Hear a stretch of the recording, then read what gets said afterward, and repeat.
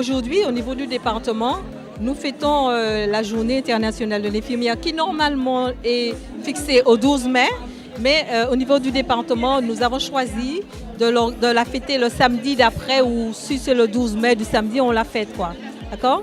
Et comme c'est une journée pour tous les infirmiers, spécialement les libéraux, parce que nous sommes du secteur libéral, et donc ça nous permet d'échanger avec les collègues, de les informer de l'organisation de la santé par le biais des URPS qui est un représentant de la santé au niveau de l'ARS. Nous avons des exposants liés à notre exercice libéral, donc à savoir les laboratoires, tous les dispositifs médicaux que nous utilisons à domicile pour la prise en charge des patients.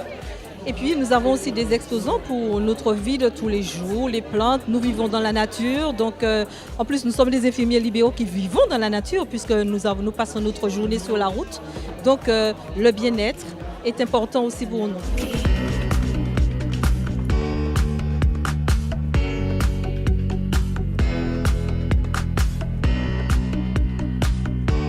C'est une journée en fait pour réellement rassembler les infirmiers, quel que soit le mode d'exercice, et une journée aussi pour indiquer aux infirmiers quelles sont les institutions qui peuvent les former, les informer, tout en fait, pour que l'infirmier ne se retrouve pas finalement seul après son diplôme sans savoir où aller.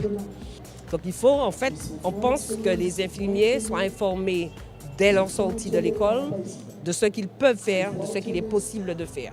Et comment se rapprocher réellement des institutions.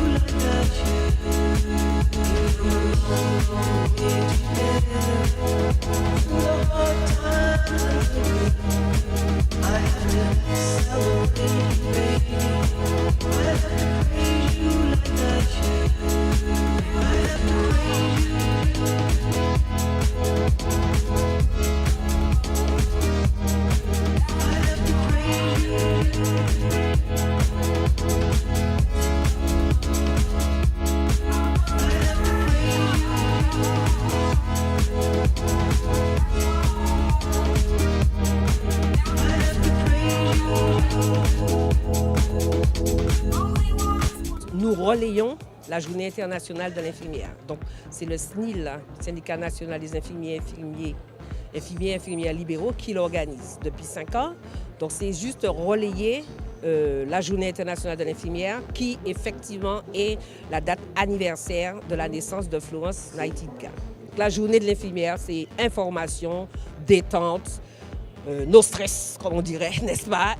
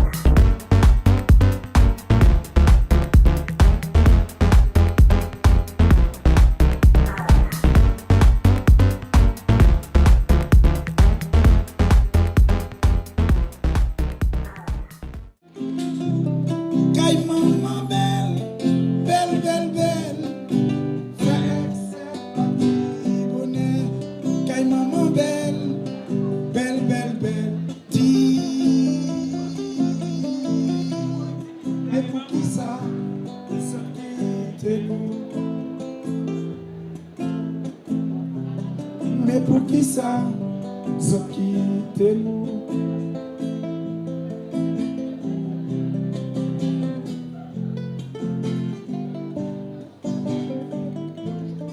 Nous avons été invités par le SNIL à cette journée internationale de l'infirmière, dont nous sommes aussi partenaires. Ils nous ont invités, mais nous sommes aussi partenaires. Nous prenons une part active à cette manifestation. Nous avons profité de la manifestation pour nous faire connaître, expliquer aux collègues qui nous sommes, bien qu'ils cotisent et qui nous ont élus, parce que nous sommes élus par nos pairs pour 5 ans. Il y en a qui ne savent pas ou bien qui ont oublié qui nous sommes. Donc, c'est bon de profiter de la manifestation afin de leur rappeler qui nous sommes et quelles actions que nous menons pour eux et avec eux. Puisque comme c'est eux qui cotisent, donc nous travaillons avec leur contribution. Oui, alors donc l'URPS, c'est l'Union régionale des professionnels de santé, donc qui a été mise en place en fait en 2010, après la loi Bachelot, si vous voulez, la loi hôpital, patient, santé, territoire. Donc les professionnels en fait salariés sont représentés par leur syndicat.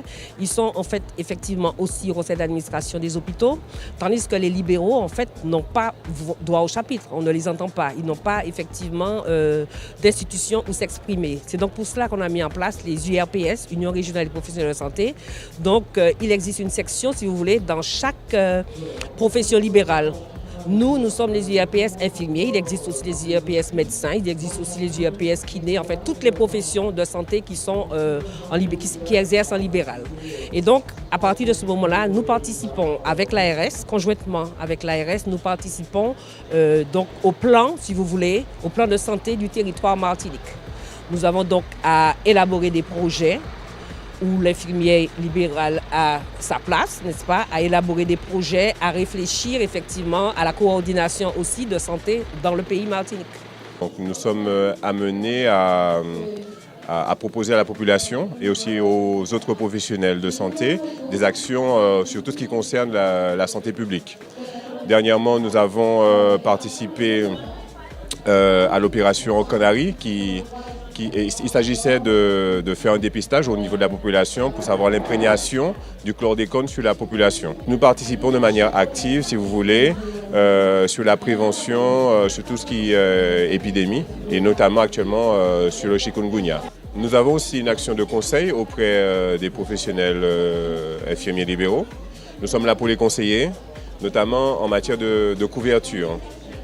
C'est vrai que nous avons des partenaires aujourd'hui, des mutuelles comme la Mondiale, AG2R La Mondiale ou MACSF, qui sont là aussi pour faire connaître aux collègues les options qui leur sont offertes afin de leur assurer un avenir. Parce que c'est vrai que nous travaillons, mais nous avons besoin de nous préparer aussi au niveau de nos retraites.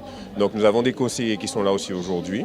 Nous avons tenu à ce qu'ils soient présents parce que si nous travaillons au bien-être de la population, nous avons tendance aussi à nous oublier un petit peu.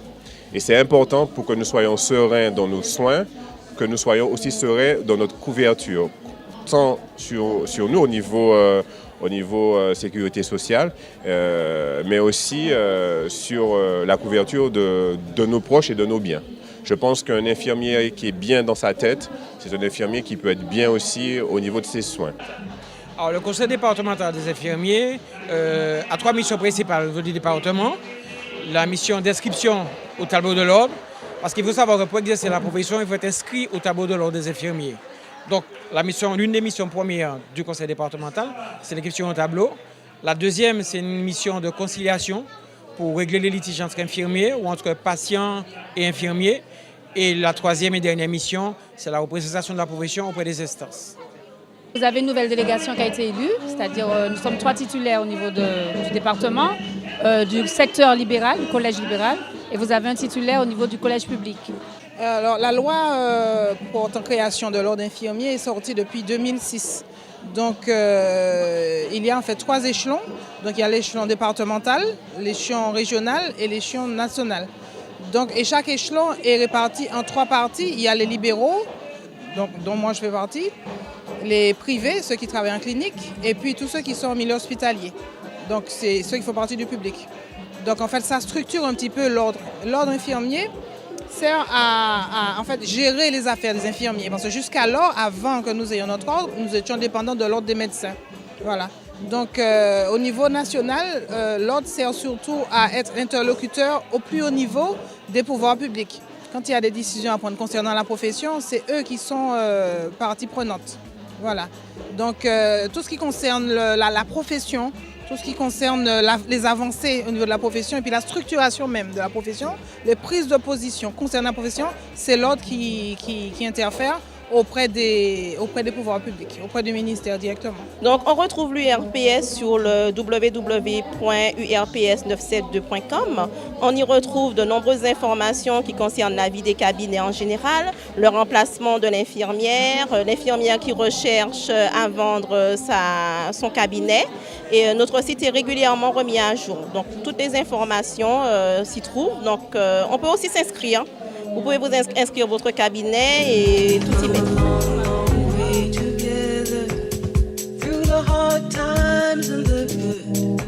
I have to celebrate you, baby.